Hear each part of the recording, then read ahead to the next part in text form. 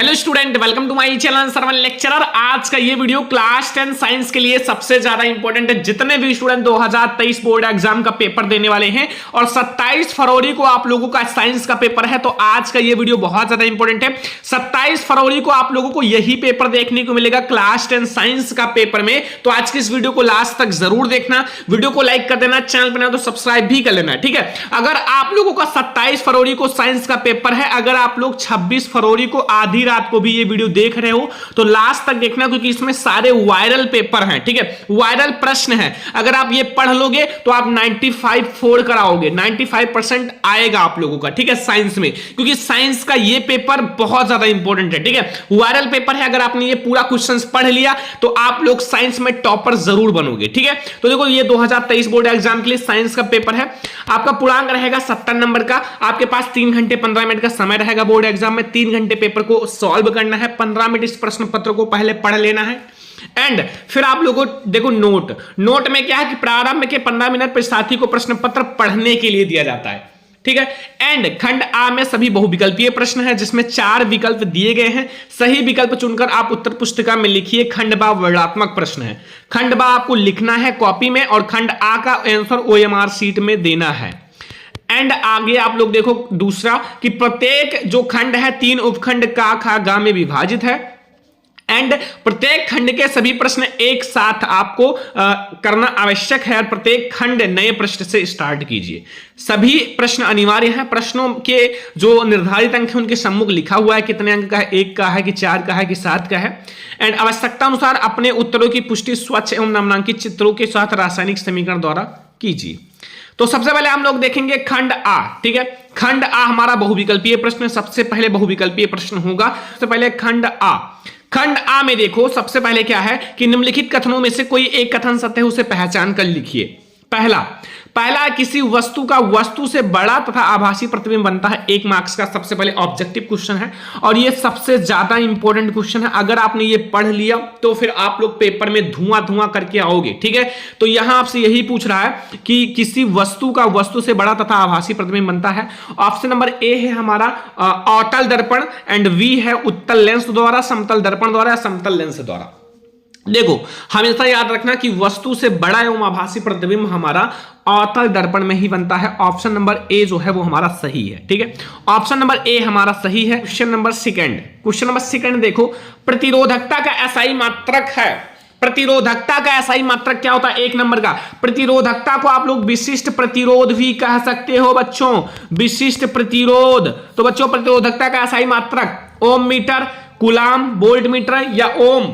तो प्रतिरोधकता का जो एसआई मात्रक होता है वो ओम मीटर होता है। क्या होता है? ओम मीटर। याद रखना प्रतिरोधकता का एसआई मात्रक हमारा ओम मीटर होता है। विद्युत धारा ऊर्जा करने की युक्ति है। जो विद्युत धारा उत्पन्न करने की युक्ति कौन सी है? जनित्र है, गैल्वेनोमीटर है, एमीटर है, मीटर है। तो विद्युत धारा उत्पन्न करने की युक्ति 1 मार्क्स का है ऑब्जेक्टिव क्वेश्चन। तो विद्युत धारा उत्पन्न करने की युक्ति हमारा वैद्युत जनित्र है। कौन सा है? वैद्युत जनित्र। ऑप्शन नंबर ए हमारा बिल्कुल सही है क्वेश्चन नंबर 3 का। एंड क्वेश्चन नंबर 4 देखो, अभिनेत्र लेंस की फोकस दूरी में परिवर्तन किया जाता है। अभिनेत्र लेंस की, अगर आपको अभिनेत्र लेंस की फोकस दूरी में परिवर्तन करना है तो कैसे करा जाएगा? 1 मार्क्स का ऑब्जेक्टिव है। मैं आपसे आज रिक्वेस्ट कर रहा हूं कि ये पूरा आप लोग पेपर तैयार कर लेना, ठीक है।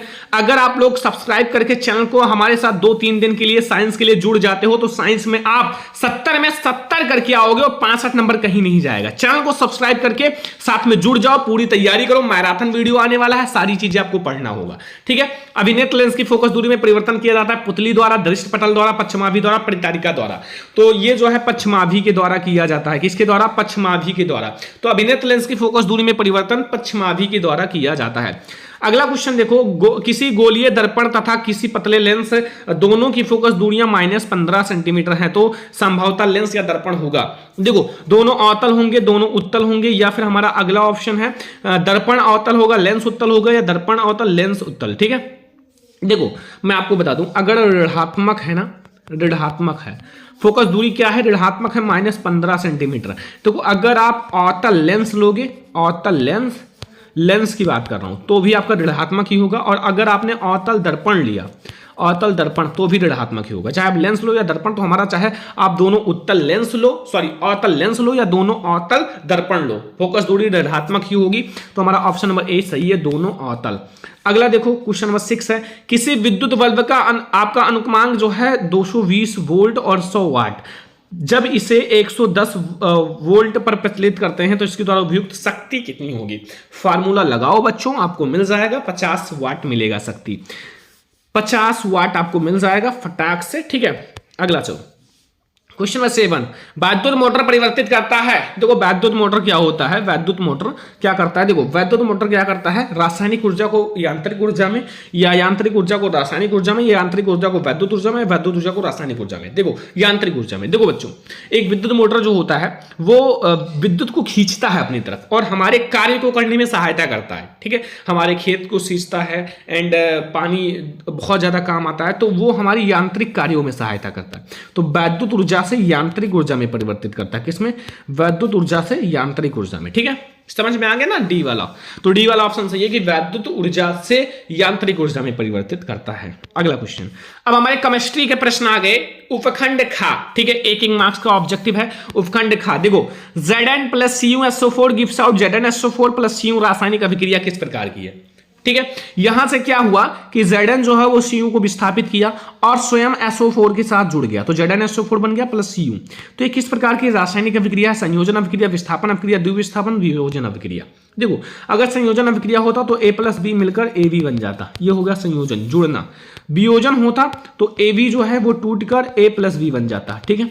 द्विविस्थापन होता तो दोनों का हमारा ट्रांसफर होता, लेकिन इसमें आपका विस्थापन अभिक्रिया है, ठीक है, विस्थापन अभिक्रिया। क्यों, क्योंकि यहां से Zn जो है Cu को विस्थापित किया और Zn उसका स्थान ले लिया, तो यहां विस्थापित हुआ, ठीक है, V वाला सही है। जल की कठोरता को दूर करने के लिए इनमें से किसका प्रयोग किया जाता है। अगर जल की कठोरता दूर करना है तो हम किसका उपयोग करेंगे, 1 मार्क्स का ऑब्जेक्टिव है, बेकिंग सोडा का, धावन सोडा का, व्यंजक चूर्ण का, प्लास्टर ऑफ पेरिस का। क्वेश्चन नंबर 9, तो बच्चों अगर जल की कठोरता को दूर करना है तो हम लोग धावन सोडा का प्रयोग करेंगे, धोने वाले सोडा का, ठीक है। जितना ऑब्जेक्टिव है रट लो, याद कर लो, बोर्ड एग्जाम में अगर आपको 100 में 95 लाना है तो ये सारा तैयार कर लो, ठीक है, धावन सोडा, ठीक है। अगला क्वेश्चन देखो स्टूडेंट, अगला क्वेश्चन हम लोग देखेंगे क्वेश्चन नंबर 10, निम्न में से किस यौगिक का OH एक क्रियात्मक समूह है। OH ब्यूटेनोन का या ब्यूटेनॉल का या ब्यूटेनोइक का या ब्यूटेनॉल का, सारे का समझा देता हूं। देखो ब्यूटेनोन में है कीटोन समूह, कीटोन समूह का क्या होता है, कीटोन समूह का CO होता है, ठीक है। एंड ऑल है, ब्यूटेनॉल है, ठीक है, ऑल जुड़ा हुआ है तो इसमें OH समूह है, यही हमारा OH हो जाएगा। लेकिन सारा समझ लो, ओइक में COOH ग्रुप होता है ओइक, और ब्यूटेनॉल में CHO ग्रुप होता है, तो हमारा जो OH समूह है ब्यूटेनॉल में, इसके पीछे ऑल जुड़ा हुआ है, ठीक है, तो इसलिए हमारा एल्कोहल समूह हो जाएगा। 1 मार्क्स का ऑब्जेक्टिव है, ठीक है। अगला, श्याम स्वेट फोटोग्राफी में प्रयुक्त होता है, Shyam sweat photography AgCl FeSO4 PbNO3 का होल ट्वाइस CaCO3। तो श्याम स्वेत फोटोग्राफी में किसका प्रयोग किया जाता है, तो वो हमारा है AgCl का, किसका, AgCl, ठीक है, AgCl। क्वेश्चन नंबर 11 सही है। अगला क्वेश्चन देखो, मुद्रा धातु, मुद्रा मिश्र धातु है, मुद्रा मिश्र धातु। देखो मिश्र धातु का मतलब होता है कई चीजों का मिलना, जैसे इसमें कई चीजें होती हैं, जैसे कॉपर है, Sn है, P है, ठीक है। तो देखो इसमें कॉपर है 95%, Sn है 4% एंड P है 1%, Cu है 80% एंड Zn है 20%, Cu है 88% एंड Sn है 12% एंड Cu है 90% एंड Zn है 2% एंड Sn है 8%। तो कौन सा सही है, तो इसमें हमारा बच्चों ए वाला ऑप्शन सही है। कौन सा, ए वाला। कॉपर हमारा Cu जो है वो 95% है, Sn 4% है, P जो है वो 1% है, ठीक है। याद रखना जो मुद्रा है मिश्र धातु इतनी 3 चीजों से मिलकर बनती है, 9541, ठीक है।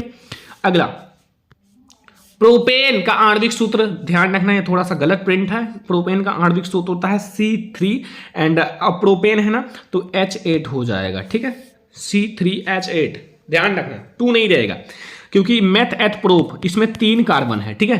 देखो 10 सहसंयोजक का बंध, 7 सहसंयोजक का बंध, 8 सहसंयोजक 9, देखो 8 तो कार्बन है, ठीक है, और 2 कार्बन के देखो 8 तो हाइड्रोजन है और कार्बन कार्बन के मध्य 2 रहेंगे, ठीक है। 3 कार्बन है ना, तो कार्बन कार्बन के मध्य 2 तो रहेंगे, ये 1 2 और सब हाइड्रोजन, यानी कि 10 सहसंयोजक आबंध हो जाएगा, 10। ऑप्शन नंबर ए हमारा सही है, 10 सहसंयोजक आबंध होंगे, ठीक है।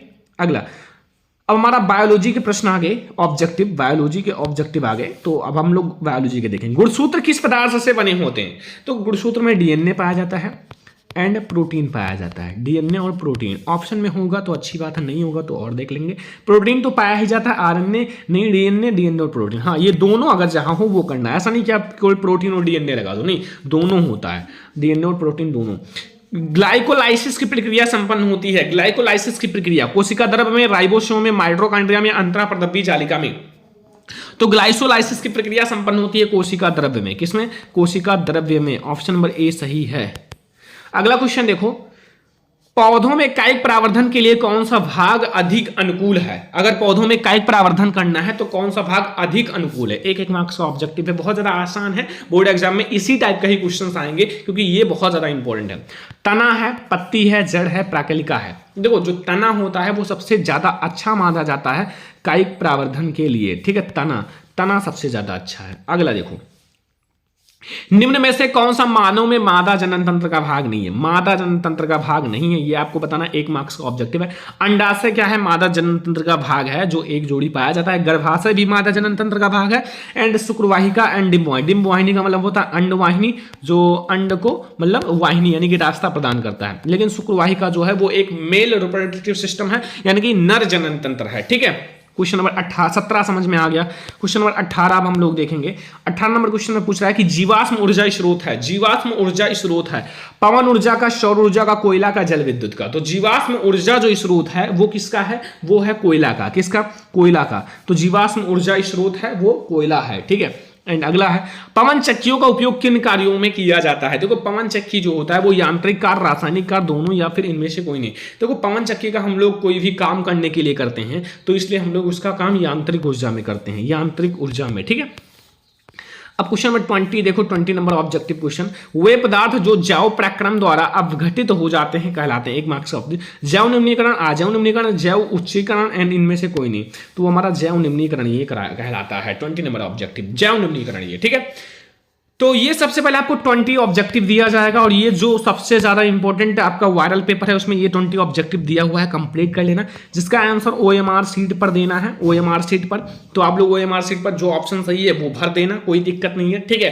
तो ये हमारा 20 ऑब्जेक्टिव हो गए। अब आपको 50 कॉपी में लिख कर लाना है वर्णनात्मक प्रश्न। तो चलो हम लोग अब वो देखते हैं। देखो, अब आपका खंड बा आ गया। खंड बा में क्या करना है? आपको लिखना है, ठीक है। लिखने का मतलब है कि कॉपी में लिखना है, ठीक है। तो सबसे पहले खंड बा में क्या है? उपखंड का, यानी कि फिजिक्स का। फिजिक्स, केमिस्ट्री, बायोलॉजी तीनों होते हैं। सबसे पहले फिजिक्स देखो, ठीक है।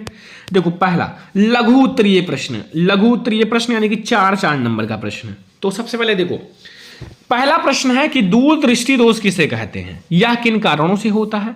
इस कारण के लिए निवारण के लिए किस प्रकार के लेंस का प्रयोग किया जाता है? एंड किरण आरेख द्वारा समझाइए। देखो, 2 होते हैं दोष, 3 दोष होते हैं, लेकिन 2 आपके लिए मेन है। एक निकट दृष्टि दोष और एक दूरदृष्टि दोष। कोई एक आपके बोर्ड एग्जाम में आएगा, ये 100% वादा है मेरा, ठीक है। तो अगर आपको 4 नंबर फिक्स करना है तो अभी पेन उठाओ, कॉपी उठाओ, वीडियो देखने के बाद ये दूरदृष्टि दोष और निकट दृष्टि दोष ये दोनों फटाफट से तैयार कर लो। बोर्ड एग्जाम में आए छाप कर आना, छोड़कर मत आना, क्योंकि मैं आप लोगों को पढ़ाऊंगा भी। अभी मैराथन वीडियोज बहुत सारी आने वाली हैं साइंस की, तो तैयार रहना और पढ़ने के लिए। देखो, प्रकाश के परावर्तन का नियम लिखिए। सभी को पता है प्रकाश का परावर्तन का नियम, एक किरण आती है, अविलंब बीच में, ऐसे आपतित किरण, परावर्तित किरण, ठीक है। तो ऐसे होती है प्रकाश के परावर्तन का फिगर। और आपको दूसरा इसमें पूछ रहा है कि 20 सेंटीमीटर वक्रता त्रिज्या वाले अवतल दर्पण के सामने 5 सेंटीमीटर दूरी पर और 15 सेंटीमीटर दूरी पर वस्तु रखने पर प्रत्येक स्थली में प्रतिबिंब कहां और कैसा बनेगा? 4 मार्क्स का ये है, ठीक है। तो शायद आप लोगों को ये क्वेश्चन बहुत ज्यादा आसान लगा होगा, क्योंकि कुछ भी नहीं है इसमें। तो वस्तु दे रखी है, फोकस दूरी, वक्रता त्रिज्या देख रखी है, 20/2 कर दो, 10 सेंटीमीटर फोकस दूरी मिल जाएगी। भाई लगा दो, फार्मूला आ जाएगा। अगला देखो, तीसरा, वैद्युत विभवांतर की परिभाषा तथा मात्रक लिखिए। 10 ओम, 20 ओम, 30 ओम प्रतिरोध यदि आपका समांतर क्रम और श्रेणी क्रम में जुड़े हुए हैं तो समतुल्य प्रतिरोध की गणना कीजिए। 4 नंबर का ये क्वेश्चन है। अब ये 4 नंबर पाने के लिए थोड़ा सा मेहनत करना पड़ेगा, क्योंकि आप लोगों के लिए ये सारे क्वेश्चंस मोस्ट इंपॉर्टेंट हैं, आपके लिए वेरी वेरी वेरी इंपॉर्टेंट है। तो अब आप लोगों को पढ़ना ही है साइंस की ये क्वेश्चंस, ठीक है। अब आगे देखते हैं हम लोग। देखो, यहां विस्तृत उत्तरीय प्रश्न, फिजिक्स का विस्तृत उत्तरीय प्रश्न। देखो, ये 6 नंबर का क्वेश्चन रहेगा, ठीक है। और फिजिक्स का बहुत ज्यादा इंपॉर्टेंट। पहला ये आप लोग 100% फिक्स है कि आएगा पहला क्वेश्चन। ये ऐसा कोई एग्जाम नहीं है जो इस साल ना आया हो, इसे कहते हैं हर साल रिपीटेड क्वेश्चन, ठीक है, हर साल आने वाला प्रश्न। देखो, वैद्युत मोटर का निम्नांकित आरेख खींचकर सिद्धांत तथा क्रिया विधि लिखिए। जो वैद्युत मोटर होता है उसका एक आपको निम्नांकित चित्र आरेख खींचना है, उसका सिद्धांत भी लिखना है, क्रिया विधि भी लिखना है। 6 नंबर आप फिक्स कर लोगे, 6 में 6 नंबर आपका फिक्स हो जाएगा। अब अगर आपको ये नहीं आता तो आपके पास ऑप्शन है अथवा परिनालिका किसे कहते हैं। परिनालिका चुंबक की भांति कैसे व्यवहार करती है। किसी क्षण चुंबक की सहायता से वैद्युत धारावाही परिनालिका के उत्तर दक्षिण ध्रुव का निर्धारण कैसे किया जाता है। 6 नंबर। अब इन दोनों में से कोई एक तो करना ही करना है। अब आपको जो अच्छा लगे, सरल लगे, वो कर सकते हो, ठीक है।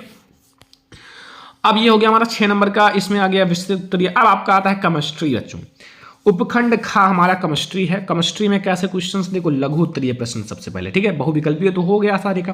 5वां क्वेश्चन, पहला, धावन सोडा बनाने की विधि तथा उपयोग लिखो। धावन सोडा कैसे बनाया जाता है उसकी विधि लिखो तथा उनके 2 उपयोग भी लिखना है, ठीक है। दूसरा ये 2 नंबर का एक क्वेश्चन, 2 नंबर का, फिर ये 2 नंबर आपको मिल जाएगा। विकर्ण संबंध उदाहरण सहित समझाइए। अगर आपने ये दोनों कर लिया 4 नंबर मिल जाएंगे। विकर्ण संबंध उदाहरण सहित दर्शाना है एंड धावन सोडे की विधि तथा 2 उपयोग लिखना है।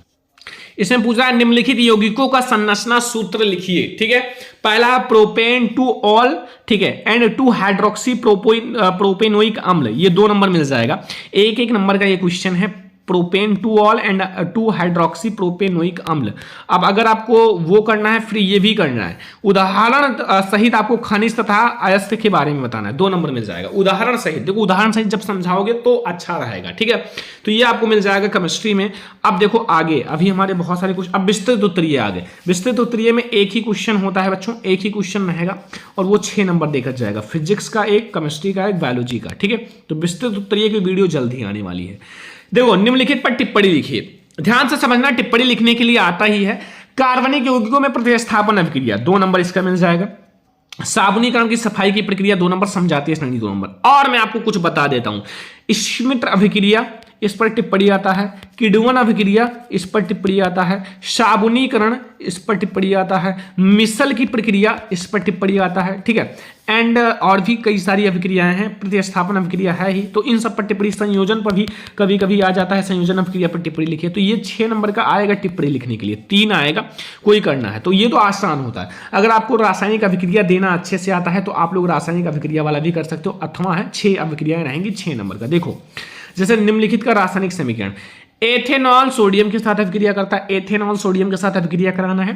एंड एथिल अल्कोहल को 443 डिग्री सेल्सियस ताप पर शांत सल्फ्यूरिक अम्ल के साथ गर्म किया जाता है, ठीक है। ये दूसरा क्वेश्चन रहेगा। मेथेन को वायु में जलाया जाता है, मेथेन को वायु में जलाया जाता है। या एथेनोइक अम्ल एथेनॉल के साथ अभिक्रिया करता है, ठीक है। चौथा क्वेश्चन है। ऐसे 6 क्वेश्चन रहेंगे। 5वां, एथेनोइक अम्ल सोडियम कार्बोनेट के साथ क्रिया करता है। जो एथेनोइक अम्ल है ये सोडियम कार्बोनेट के साथ क्रिया करता है। एथेनोइक अम्ल की सोडियम हाइड्रोजन कार्बोनेट के साथ क्रिया। अब 6 आपके रहेंगे, जितना दोगे 4 दोगे 4 नंबर मिलेगा। 6 में 6 करके आओगे 6 नंबर मिलेगा, ठीक है। तो दोनों में से कोई एक करना, आपको फुल मार्क्स जरूर मिलेगा। अब आता है बच्चों उपखंड खा हो गया। अब गा वाला, इसको आप गा डाल देना, सॉरी आप लोग गा डाल देना, ठीक है। गा वाला ये उपखंड गा है। देखो लघु उत्तरीय प्रश्न 4 नंबर का। देखो कायिक प्रावर्धन क्या है।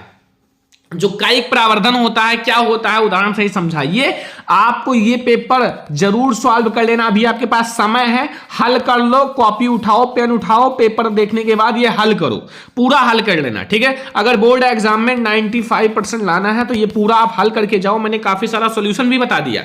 अब आप लोग थोड़ा सा मेहनत कर लेना, ठीक है, क्योंकि आपका पेपर नजदीक है, बहुत कम समय है, तो आप लोग ये सारा पढ़ लो, ठीक है। साइंस बहुत अच्छे से पढ़ो।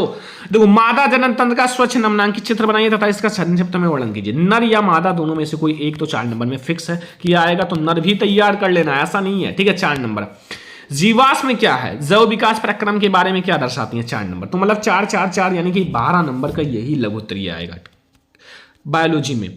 अब देखो लॉन्ग क्वेश्चन आ गया।